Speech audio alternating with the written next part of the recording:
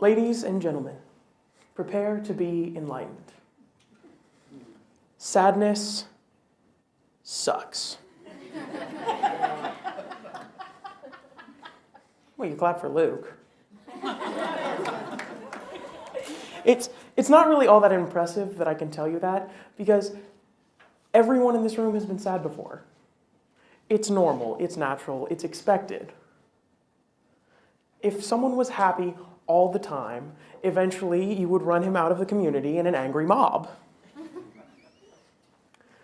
But almost as unnatural as someone that's happy all the time is actually disturbingly common in today's society: depression. Think of it this way. Conventional happiness and sadness is like driving through a series of mountains and valleys. When you're happy, you're at the top of a mountain. When you're sad, you're in a valley. You bought a puppy, and that makes you happy. You watched Casey's TED Talk, and you found out it probably came from a puppy mill. And that is, God, that's so very depressing. But the point is that there's a reason when you're happy, and there's a reason when you're sad. And it's okay to be sad because you know that you'll be happy again. Now, depression is more like if you crashed your car so it doesn't work anymore, so that you're stuck in the valley and you feel like you're never going to be able to get back out. I know how this feels because I've personally suffered with depression. And when I was diagnosed, my psychiatrist told me that 17% of people, 17% will suffer from depression at some point in their lives. That means that almost 1 in 5 people, 1 in 5, will feel as bad as I did at my lowest point. And I knew that there had to be a way to change that. I knew that it would be almost impossible to just make the problem go away completely, but I also knew that there had to be a way to make it more manageable. And what I've come up with after research is that there are emotional health classes like emotional intelligence, learned optimism, and the ABCD method that if you take them before you're ever depressed, you're less likely to ever become depressed, and if you do become depressed, it's likely to be less severe. And I'll go into that a little bit more and how I think that those treatments should be given to everyone in a moment. But first, I think I'll talk about how depression is treated right now. At the moment, there are 2 main camps for dealing with depression. Now, over here, we have antidepressants. I don't want you to think I'm against antidepressants. I'm on them. They're very important to the mental health of people who are depressed. But the thing is, we think of them the wrong way. We look at them as a cure, and they're not. You take them for 6 months, and you're not going to be cured. After you're on them for 6 months, you're going to go off of them, and then if the conditions are right, you're going to get depressed again, and you're going to have to go back on the pills, and then you're off the pills, back on the pills, off the pills, back on the pills. And there's nothing wrong with having to go back on antidepressants, but I don't think we should be dependent on pills so that we're happy. That's why most people couple antidepressants with the other camp of treatment, and that is psychotherapy, which I'm also going through. And there are a lot of different ways to go about it: group therapy and some new age weird stuff. I don't know, whatever floats your boat. But the main idea is that you work with a therapist to actually change your thought process so that what you're feeling is appropriate to what's happening in your life. Now, that's the real value of antidepressants, is that when you're taking antidepressants, your brain chemicals are balanced so that you have the optimal response to psychotherapy. Everybody with me so far? All right, moving back to the car crash metaphor. Let's say that depression is like the injuries that you get in a car crash. All right, antidepressants are like the surgery you get right afterwards. They keep things from getting any worse. Stop the bleeding, if you will.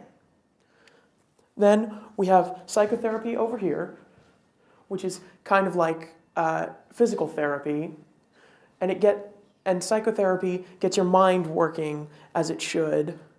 the way that physical therapy regains the normal function of your body. What I'm proposing is that we add a seatbelt. And like a seatbelt, it wouldn't make the problem go away completely. People would still get depressed, and people would still get hurt in car crashes. But since we added a seatbelt, people don't get hurt as frequently in car crashes, and when they do get hurt, it's usually less severe. Now, what I mean by a seatbelt is implementing an emotional health class, like emotional intelligence, learned optimism, or the ABCD method, into all schools. Maybe not making it a required class, maybe not every day, but at least 2 or 3 times a week. And there are 2 reasons why I think this is important. One I've already talked about. 1 in 5 people is depressed, and studies have shown that this will make it less likely that they'll have depressive episodes. But equally important is that I think everyone would benefit from understanding their emotions and the emotions of others better. All right. Now, slightly less of a utopian idea here. I'll have to address this at some point, so it might as well be now. One thing people are definitely going to come at me about is money. This is going to be expensive. Implementing a new class in every school in the world, well, yeah, I'm allowed to be optimistic. Well, to reduce the need for funding, I said reduce. Do not anybody say I said this was going to be free. You do not get something for nothing. But to reduce the need for funding, I'm proposing that we begin with a volunteer program, similar to one that I'm already a part of, called Link Crew. And what Link Crew does is upperclassmen mentors like me take upcoming freshmen and we mentor them. We try and teach them to deal with the new social and academic pressures of high school. And there's essentially no difference between what I'm proposing and Link Crew, except we would focus exclusively on social, mental, and emotional health.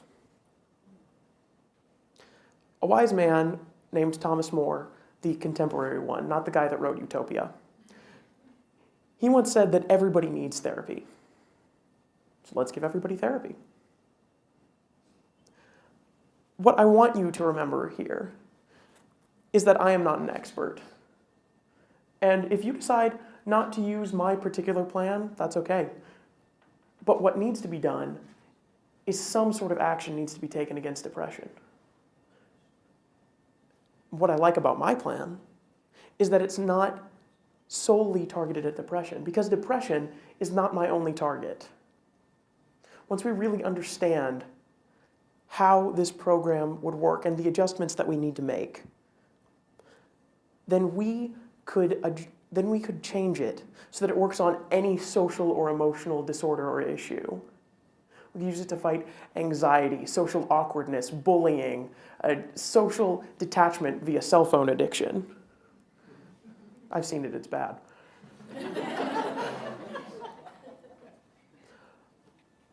I'm not asking you to help me make a vague, better tomorrow. And I apologize to my friends here today offering vague, better tomorrows. What I'm asking you is to help me create a happier future. And I think that happiness is just worth our time. And cupcakes. Thank you so much. It's been an honor to speak up here.